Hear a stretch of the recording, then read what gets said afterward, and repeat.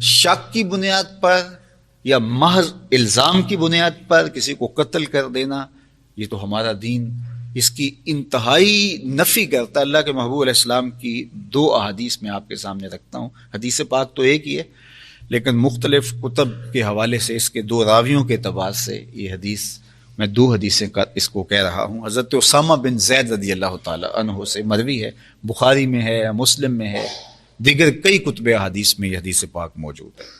کہتے ہیں بعثنا رسول اللہ صلی اللہ علیہ وآلہ وسلم الی الحرقۃ من جہینہ، حضور علیہ السلام نے ہمیں جہینہ کے حرقہ کی طرف روانہ کیا۔ ایک سریہ تھا جس میں حضرت اسامہ بن زید بن حارثہ رضی اللہ تعالیٰ عنہ اور دیگر لوگ گئے۔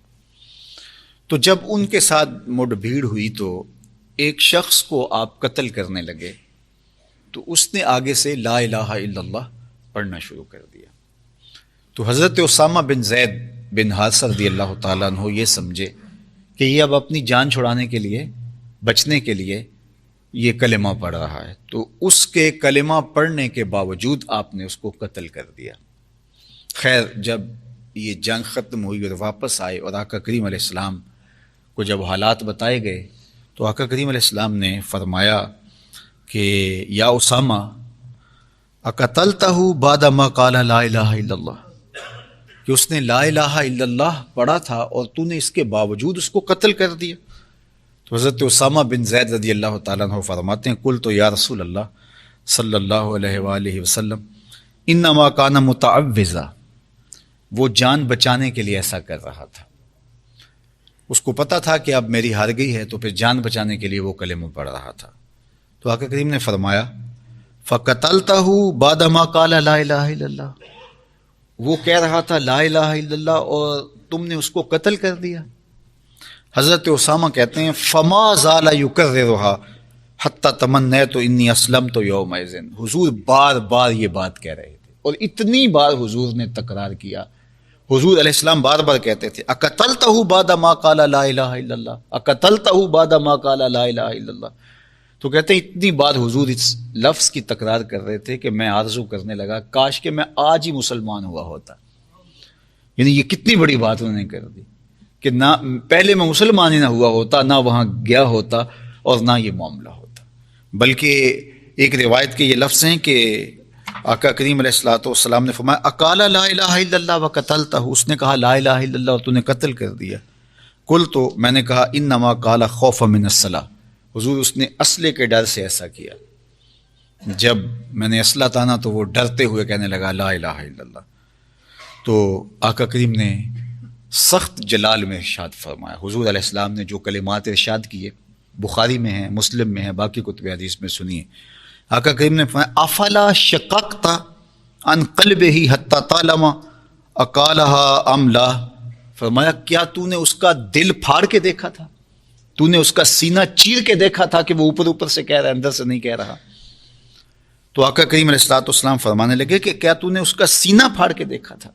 تو یہ حضور علیہ الصلوۃ والسلام کے چہرے کا جلال بھی تھا اور حضور کے الفاظ میں اس طرح سختی سے ارشاد فرمایا۔ اور جندب بن عبداللہ کہتے ہیں، وہ بھی اسی واقعہ کی حکایت کرتے ہیں کہ جب یہ سارا واقعہ ہوا تو پہلے تو ایک انصاری صحابی تھے تو وہ پیچھے ہٹ گئے اور پھر حضرت اسامہ بن زید آگے بڑھے اور اس کو قتل کر دیا۔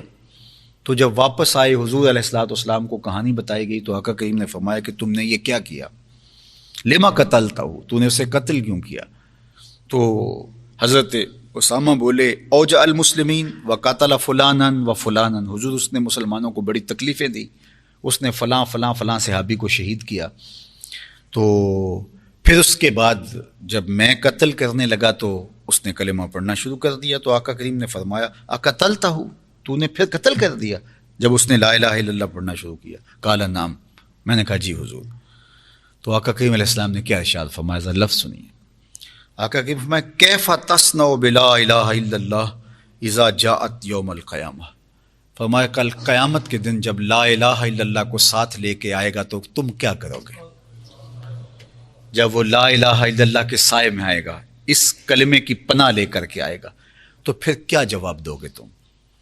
تو کہتے ہیں کہ جب حضور نے یہ ارشاد فرمایا تو میرے رونگٹے کھڑے ہو گئے۔ تو میں نے کہا کہ استغفر لی، حضور میرے لیے استغفار کیجئے، تو آقا پھر فرمانے لگے کیف تصنع بلا الہ الا اللہ اذا جاءت یوم القیامہ، قیامت کے دن یہ کلمہ اس کو پکڑ کے لایا میدان حشر میں، تو کلمے کو کیا جواب دو گے؟ کہتے ہیں میں نے پھر کہا حضور میرے لیے بخشش کی دعا کیجیے، تو حضور پھر کہے جا رہے تھے، تو بار بار بار بار حضور یہی ارشاد فرمائے جا رہے تھے کیا جواب دو گے جب قیامت کے دن یہ کلمہ اس شخص کو لے کر کے حاضر ہوا۔ پردے کو بوجھ سمجھا جا رہا ہے، حجاب کا تمسخر اڑایا جا رہا ہے، عورت چار دیواری میں رہنا اپنے لیے قید سمجھ رہی ہے، حیا کی چادر پھاڑ کے سڑکوں پہ چلنا اپنی آزادی سمجھتی ہے۔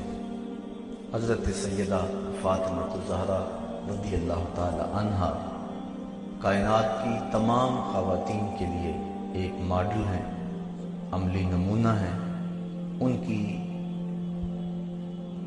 شخصیت اور ان کا اسوہ نور ہمارے لیے خواتین اسلام کے لیے خضر راہ ہے۔ حضرت سیدہ فاطمہ الزہرا رضی اللہ تعالی عنہا کے مجد و شرف کے اسباب بیان کرتے ہوئے اقبال نے ایک بڑی خوبصورت بات کی، فرماتے ہیں مریم از یک نسبت عیسیٰ عزیز، از سے نسبت حضرت زہرا عزیز۔ مریم ایک نسبت سے عزیز ہیں اور وہ یہ کہ وہ حضرت عیسیٰ علیہ السلام کی والدہ ماجدہ ہے، لیکن حضرت فاطمہ کو 3 نسبتیں حاصل ہیں۔ پہلی نسبت نور چشم رحمت للعالمین، آن امام اولین و آخری۔ دوسری نسبت بانو آن تاجدار حل عطا، مرتضی مشکل کشا شیر خدا۔ اور تیسری نسبت مادر آن مرکز پرکار عشق، مادر آن قافلہ سالار عشق۔ اقبال کہتا ہے کہ مریم عیسیٰ کی ماں ہے اور اللہ نے قرآن میں ان کے قصیدے بیان کیے، اور حضرت زہرا کو 3 نسبتیں ہیں کہ ایک تو وہ رسول خدا کی بیٹی ہیں، دوسری نسبت کہ وہ علی المرتضیٰ مشکلات کے پردوں کو چیرنے والے حل عطا کی زوجہ ہیں، اور تیسرا حسین ابن علی کی ماں ہے جو عشق کی پرکار کا مرکز ہے، اور جو کائنات کے عظیم وہ امام ہیں کہ جنہوں نے اپنا سر تو کٹا دیا لیکن اسلام کا پرچم جھکنے نہیں دیا۔ اللہ کے محبوب علیہ السلام نے فرمایا فاطمہ تو بضعۃ منی، فاطمہ میرے جگر کا ٹکڑا ہے۔ یہ اس دور میں کہا جب بیٹیوں کو زندہ درگور کر کے باپ فخر کرتے تھے۔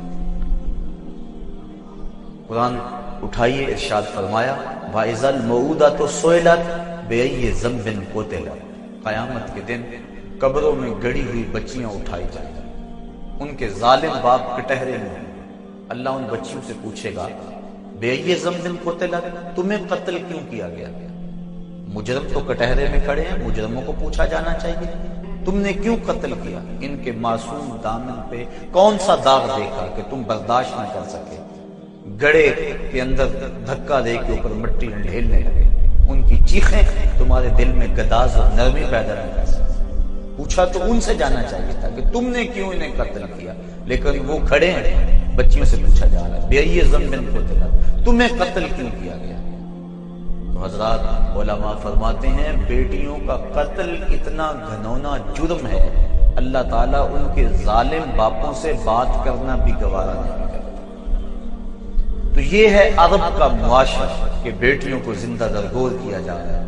اس دور میں آج میں اپنی بیٹی کے لیے محبت کا کوئی جملہ بولوں، آپ اپنی بیٹی کے لیے کوئی پیار بھری بات کہہ دیں تو یہ بڑی بات نہیں ہے، کیونکہ اس دور میں بیٹی سے پیار باپ کے سینے میں کوٹ کوٹ کے دھرا ہے۔ تبھی تو بوڑھا باپ اپنی جھکی ہوئی کمر پہ گوریاں لاد لاد کے مزدوری کر رہا ہے کہ میں نے بیٹی کے ہاتھ پیلے کر لیں۔ جوان بھائی فیکٹری میں اوور ٹائم لگا رہا ہے کہ میں نے اپنی بہن کی شادی کر لی۔ آج بہن کے لیے، بیٹی کے لیے دلوں میں محبتوں کے جذبات ہیں۔ جب بیٹی کو گھر سے ماں باپ رخصت کرتے ہیں تو سارے پھوٹ پھوٹ کے روتے ہیں۔ بیٹی کا وجود گھر کی زینت ہے، بیٹی چار دیواری کی رونق ہے، بیٹی گھر کی آبرو ہے۔ آج اگر بیٹی کے لیے محبت کا کوئی جملہ میں اور آپ بولیں تو یہ بڑی بات نہیں ہے، لیکن جب بیٹیوں کو زندہ درگور کیا جا رہا تھا اس دور میں میرے آقا کریم نے کہا بیٹیوں کو قتل کرنے والے سن لیں، تم تو قتل کر کے فخر کرتے ہو، تم تو قتل کر کے آسودہ ہو جاتے ہو، لیکن میری بیٹی تو میرے جگر کا ٹکڑا ہے۔ حضور نے یہ محبت دی۔ جب سیدہ فاطمہ حضور علیہ السلام کی خدمت میں حاضر ہوتی تو حدیث میں آتا ہے فَأَجْلَسَهَا فِي مَجْلَسِهِ، حضور نے اپنی مسند پہ بٹھا کے اٹھ کے استقبال کہتے مرحبا کہہ کے پکارتے۔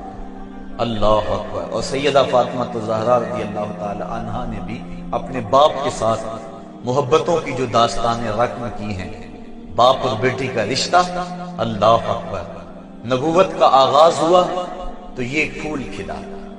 41 سال عمر ہے حضور کی کہ سیدہ فاطمہ الزہرا کی ولادت باسعادت ہوئی، اور پھر 3 سال تک اللہ کے محبوب خاموشی سے تبلیغ کرتے رہے۔ پھر جب حکم ہوا لوگوں تک پیغام پہنچائیں، دعوت رشد و ہدایت دی جانے لگی، لوگوں نے حضور کے ساتھ جو سلوک کیا کوئی بھی اہل ایمان اس سے بے خبر نہیں۔ کھدے ہوئے گڑھے، بچھتے ہوئے کانٹے، اجریاں، کیا کچھ نہیں کیا گیا، کن کن راہوں سے حضور نہیں گزرے۔ آج تو ہمارے لیے دین بڑا آسان ہے، ہم مسجد میں آئے تو اے سی لگے ہوئے تھے، سردیوں میں گرم پانی دستیاب تھا، ہمارے لیے قالین بچھے ہوئے تھے، ہم نے مشکل نہیں سہی اس دین کے لیے۔ لیکن پوچھو ان سے جنہوں نے اس دین کے لیے طائف کے بازاروں سے اپنے پتھر کھائے، اس دین کے لیے انہوں نے دکھ سہے، اذیتیں سہی، حضور علیہ السلام پر اجری ڈال دی جاتی رہی۔ حضرت سیدہ فاطمہ الزہرا رضی اللہ تعالی عنہا نے جب دیکھا ننھی عمر ہے، 9-10 سال کی عمر ہے، کہ دیکھا کہ کافر حضور کے جسم اطہر کے اوپر اجری ڈال گئے، تو وہ آئیں اور حضور کے سر سے اجری کو اتارا اور سر انور کو دھو رہی ہیں اور ساتھ رو رہی ہیں۔ کبھی حضور کے جسم پر اس قدر پتھر مارے جاتے ہیں کہ جسم لہو لہان ہو جاتا ہے، خون رکنے نہیں پاتا۔ معصوم بچی حضرت سیدہ فاطمہ الزہرا رضی اللہ تعالی عنہا، وہ چٹائی جس چٹائی پہ سجدے کیا کرتی تھی، کھجور کا بنا ہوا وہ مصلی، اس کو جلا کر اس کی راکھ حضور کے زخموں میں ڈالتی ہیں تاکہ حضور کا خون رک جائے۔ آقا کریم علیہ السلام سے کبھی شکوہ نہیں کیا۔ بیٹیاں باپ سے مطالبہ کرتی ہیں، لیکن تاریخ بتاتی ہے کہ سیدہ فاطمہ حضور سے کبھی کوئی مطالبہ نہیں کیا۔ ایک دن انتہائی بے تابی میں حضور کی خدمت میں حاضر ہوئی، آقا کریم علیہ السلام سے عرض کی کہ حضور بھوک اس قدر ہے کہ مجھ سے اب برداشت نہیں ہو رہی، آپ اللہ کی بارگاہ میں دعا کریں کہ میرے اس دکھ کا مداوع ہو جائے۔ آقا کریم جب بیٹی کو بھوک اور پیاس کی حالت میں تڑپتے ہوئے دیکھا، کونین کے خزانوں کا مالک اگر چاہتا تو جنت سے خوشے حضور کھینچ کے زمین پہ لے آتے اور فاطمہ کا گھر پھلوں سے بھر دیتے، انہیں ایک لمحہ کی بھوک بھی برداشت نہ کرنا پڑتی، لیکن آقا کریم نے سیدہ فاطمہ کی پشت پہ ہاتھ پھیرا اور ساتھ دعا دی، اے اللہ میری بیٹی فاطمہ کو بھوک ستایا نہ کرے۔ سیدہ فرماتی ہیں کہ بھوک تو موجود رہتی، لیکن بھوک کی وجہ سے وہ جو تکلیف کا احساس ہوتا وہ ختم ہو گیا حضور کے ہاتھ پھیرنے کی وجہ سے۔